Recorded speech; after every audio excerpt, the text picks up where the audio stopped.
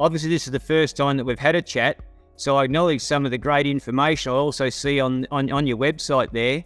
Highly skilled neurofacial body worker and high vibration energy worker, experienced clinician, holistic practitioner, a combination of natural, complementary, alternative, conventional medicine and treatments. So I see where you're going. It's not the sort of list that you see very often at a veterinary clinic.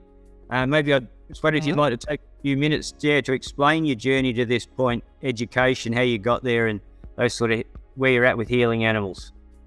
Yeah, well, I grew up with animals. I grew up on a cattle property in North Queensland. The way animals were treated wasn't fantastic.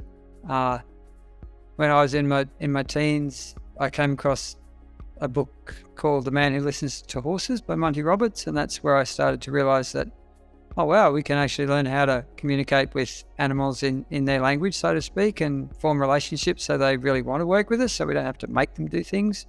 I think that was a big turning point. I started working hands-on with animals when I was about 1.5 years out of vet school after leaving my first job, which was horrible, and I hated being a vet for a while there after that job. Met another vet who worked with horses' necks, and he'd take horses that had a forelimb lameness they couldn't find a reason for, with x-rays, nerve blocks, all that sort of thing. He'd release their necks and the lameness would go away. So I started exploring working hands-on with dogs and cats, finding neck and back pain and working out how to help them with therapeutic touch. Then a few years later, I got chronic fatigue syndrome, became really thoroughly unwell, couldn't work for a couple of years.